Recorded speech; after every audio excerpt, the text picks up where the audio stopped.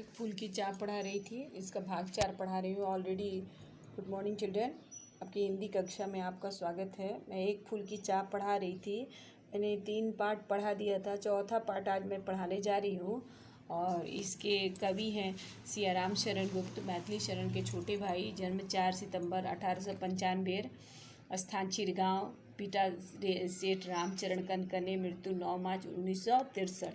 इनका जन्म रामचरण कनकने के परिवार में चिरगांव झांसी में हुआ था। प्रारंभिक शिक्षा पूरी करने के बाद घर में ही गुजराती, अंग्रेजी और उर्दू भाषा सीखी।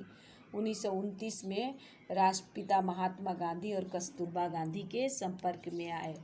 अब अभी तक मैं पढ़ा चुकी थी कि सुखिया तो बीमार पड़ गई थी और पिताजी उसका साथ बैठा हुआ था। वो सुबह से उसको शाम का, रात से रात भर से सुबह कैसे हो गई, सुबह से अलसाई भरी दोपहरी आ गई, दोपहर से शाम आ गया, शाम से रात आ गया और सभी और उसको अंधकार ही अंधकार दिखाई दिया। उसको लग रहा था कि उसकी छोटी सी बच्ची को निगलने के लिए बहुत बड़ा सा अंधकार आ गया है। ऊपर विस्तृत मैंने फैला हुआ आकाश था, उसमें अंगारे आग जल रहे थे और जैसे लग रहा था कि आकाश में जो तारे टिमटिमा रहे थे, जैसे उसको लग रहा था वो जल रहे हैं। उसी तरह सुखिया की आंखें बुखार से जल रही थी। वो बार बार देख रहा था, जो अस्थिर होके, जो चुपचाप होके कभी भी नहीं बैठती थी, वह सुखिया चुपचाप पड़ी हुई है। अटल मन निश्चित रूप से शांति धारण कर वो सुनना, अपनी बेटी से वही सुनना चाहते थे। बार बार सोच रहे थे कि चुपचाप बैठी हुई थी तो उसको सोच रहे थे छेड़ के कैसे भी उसके मुंह से आवाज़ निकाले। तो स्वयं उकसा कर, मैंने उसे टीज कर बोलते थे, सुनना चाहते थे। मुझ के देवी के प्रसाद का एक फूल, मैंने आप कैसे भी बार बार उसको उकसा रहे थे। तो वही कि बार बार मेरी बेटी कम से कम बोले। तो चंचल बेटी चुपचाप से पड़ी हुई थी, इसलिए बार बार उकसा कर उसे बुलवाना चाह रहे थे कि मुझे देवी के चरणों का एक फूल प्रसाद के रूप में आप ला कर दीजिए। ऊंचे शैल शिखर के ऊपर मंदिर था विस्तीर्ण विशाल, स्वर्ण कलश सरसिज विकसित थे, पाकर रवि कर जाल, दीप धूप से आमोदित था मंदिर का आंगन सारा, गूंज रही थी भीतर बाहर मुखरित उस ऊंचे शैल। मैंने अब क्या, सुखिया देख रहा था सुखिया की हालत बिगड़े जा रही है, वो फूल की मांग कर ही रही है। तो उसको लगा कि अपनी बेटी की अंतिम इच्छा पूरी कर देनी चाहिए, क्या पता मेरी बेटी बच पाएगी या नहीं बच पाएगी। इसलिए वो सोचा कि मैं मंदिर जाके अपनी बेटी के लिए फूल लेके आता हूँ। तो मंदिर की तरफ जाता है। तो मंदिर की विशेषता का वर्णन कवि ने किया है। ऊंचे शैल, शैल मतलब ऊंचे पहाड़ों की चोटी के ऊपर, ऊंचे पहाड़ों की चोटी के ऊपर मंदिर था। मंदिर बहुत बड़ा सा फैला हुआ, विस्तीर्ण मने फैला हुआ, विशाल मने बड़ा, बहुत बड़ा सा मंदिर था। स्वर्ण कलश सरसिज हुए, कमल के समान सुंदर सोने के कलश थे। स्वर्ण कलश, सोने के कलश थे, कमल के समान वो हंस रहे थे, सोने के कलश। पाकर समुदित रवि कर जाल, मने पूरे जो है ना स्वर्ण के कलश जो थे उसमें क्या लगे हुए थे, कमल खिल रहे थे और सूरज की किरणें जो उसके ऊपर पड़ रही थी तो पूरा वो कमल खिल रहे थे। दीप धूप से आमोदित था, माने कमल के समान सुंदर सोने के कलश में फूल खिले हुए थे, हंसते हुए खिले हुए। धूप दीप माने चारों तरफ क्या था, दीप धूप से आमोदित माने चारों तरफ भरा हुआ था, दीप धूप से मंदिर का आंगन भरा हुआ था। गूंज रही थी भीतर बाहर मुखरित उत्सव की धारा, माने चारों तरफ क्या था, हर तरफ प्रकट हो रही थी उत्सव जैसा। दीप धूप से भरा हुआ था, दीप धूप आनंद से भरा हुआ था मंदिर का, माने मंदिर का प्रांगण जो था सभी लोग आनंदित थे, धूप दीप से भरा हुआ था। गूंज रही थी, चारों तरफ आवाज़ गूंज रही थी उत्सव की धारा, माने चारों तरफ मुखरित, चारों तरफ अच्छी तरह उत्सव की लग रहा था, उत्सव का माहौल, क्योंकि धूप जल रहा था, दीप जल रहा था, सब लोग भजन गा रहे थे।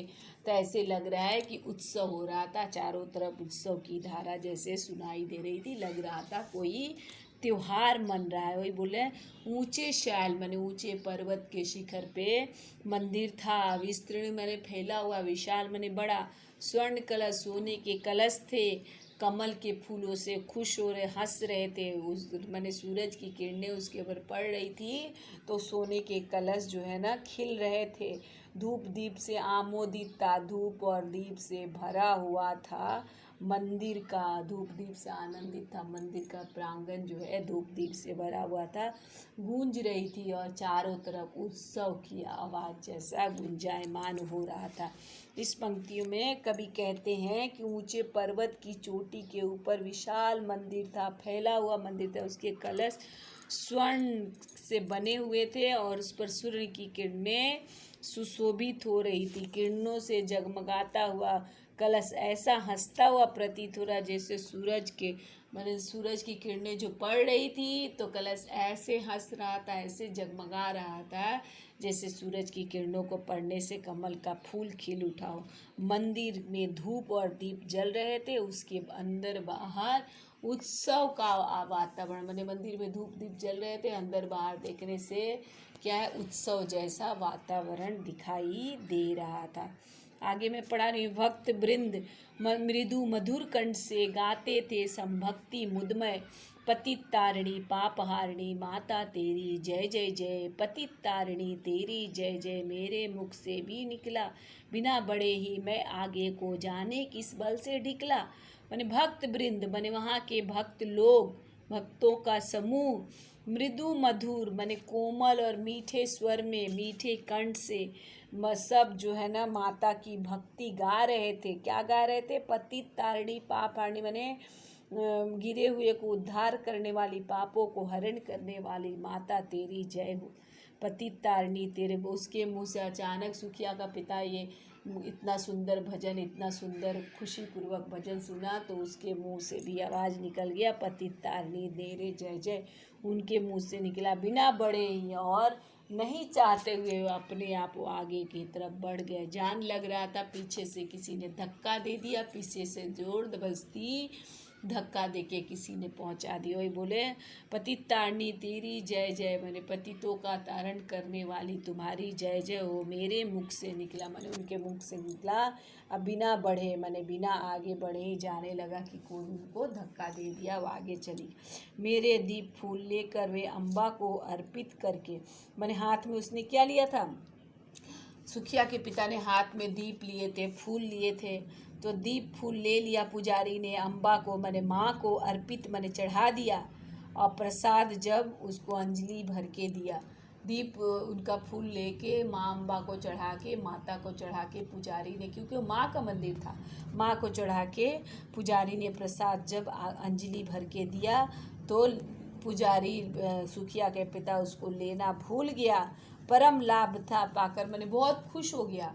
वो तो कभी मंदिर नहीं गया था, उसे कभी प्रसाद नहीं मिला था, कभी कुछ नहीं मिला था, इसलिए मंदिर का प्रसाद पाकर वो बहुत खुश हो गया, उसका लेना भूल गया। और उसको लगा कि बेटी को मैं ये फूल एक ठो उठा लेता हूँ, मैं बेटी को ये फूल ले जाकर दे दूँगा, क्योंकि बेटी को फूल पाने की इच्छा है, बेटी को फूल बहुत पसंद है, इसीलिए सोचा कि मैं बेटी को फूल ले जाकर दे दूँगा। तो मैं बोल रहा है, कवि कहते हैं कि पतितों का माने गिरे हुए का, जो नीच व्यक्ति है, जो समाज दुनिया उन्हें हेय दृष्टि से देखती है, उन लोगों को उद्धार करने वाली देवी।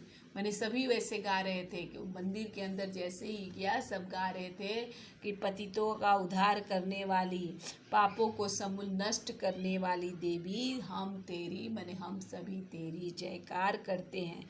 इन शब्दों में मंदिर में उपस्थित सभी भक्त माने इसी स्वर में दे पतित तारिणी पाप हारिणी, इसी स्वर में मंदिर में उपस्थित सभी भक्त जयकार कर रहे थे और इसी स्वर में देवी का जयगान कर रहे थे। सुखिया के पिता भी, उनको भी साथ साथ भजन गाना अच्छा लगा, सबका भजन सुन के वो भी गाना शुरू करने लगे, वो भी देवी माँ का जयगान करने लगे। देवी का जयगान करने से उनमें एक अद्भुत शक्ति आ गई, जयगान करते करते अजीब टाइप की एक अनोखी एक यूनिक शक्ति आ गई।